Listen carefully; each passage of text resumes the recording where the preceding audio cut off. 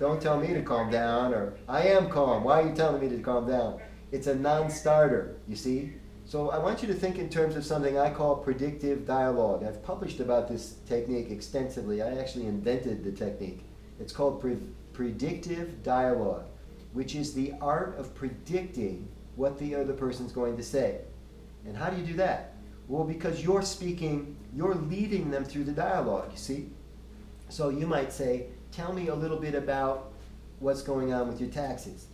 And so you say, little bit. Tell me a little bit about what's going on with your taxes. You lead them. Okay? Tell me, in 2 minutes, tell me what's happening with your situation. In 2 minutes. You might even hold up your hand like this. In 2 minutes, you see? Because what this does is it sets the stage. It cues them and you for success. You didn't say, I want you to do a run-on sentence for 20 minutes. You didn't say that. You said, tell me in 2 minutes what's happening with your scenario. And you could set the stage even more fully. Mr. Smith, I'm so glad to meet you. Thank you for coming in. You made a good decision to come to our office. Listen, as you know, we've blocked out 30 minutes for our meeting today. Tell me in 2 minutes what's happening. Or give me the executive summary in 2 minutes. You see how this might get them to do what you want them to do? It doesn't make them do it because you can't change people. Did we cover that already? Yep.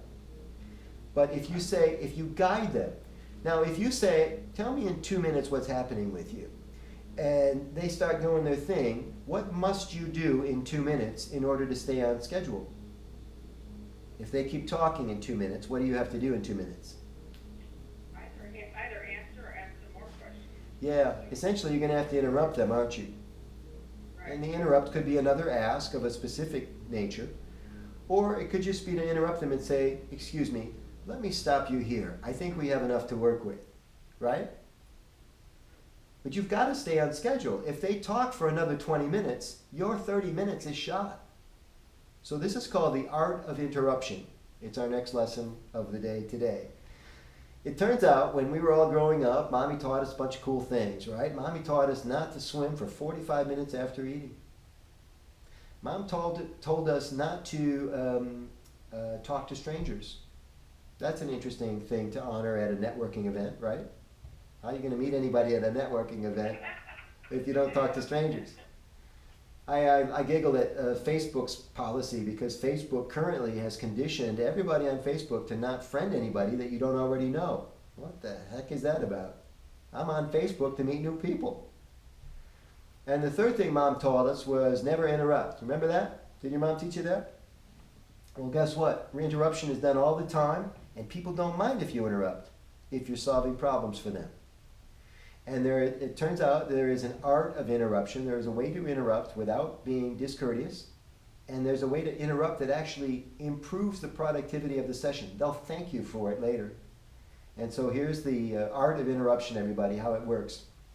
What you want to do is when somebody's doing that run-on thing is you want to, first of all, excuse yourself. Very polite to say, excuse me for interrupting, right?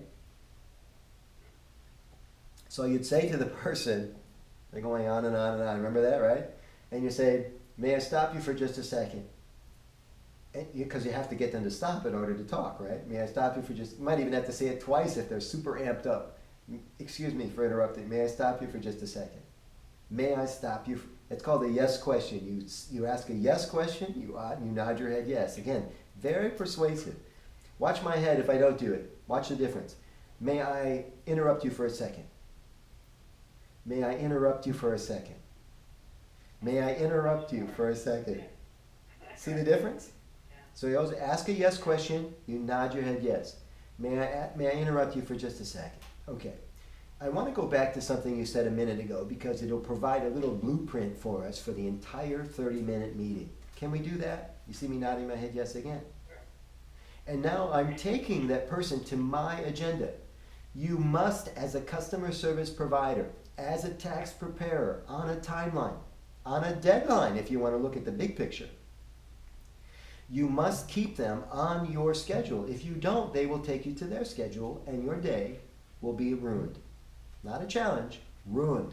You will apologize to every person you meet that day for running late, and that makes you seem disorganized. So you see how all this is connected. Everything we talk about today is like a strand of DNA that wraps around itself, right? So that's the idea. Okay. So back to the art of interruption. You don't say calm down. You ask for permission to interrupt. And then you say, I think I can solve your problem. This is called establishing positive expectations. I understand you're excited. I understand this is all new to you. I think we can get this sorted out in the next 25 minutes. May I ask you a short series of questions? And again, you nod your head yes. And now you've moved the conversation from this dystopian, dysfunctional conversation that they've introduced to you, at least that was the framework, and you've pulled it now back to you. And now it's disorganized, it's professional, and it's systemized, because that's how you work. You with me? So give me some feedback. We're a few minutes in. Is this helpful to you? Do you like my tone? Am I going too fast? Jane, is there anything you'd like to adjust right now?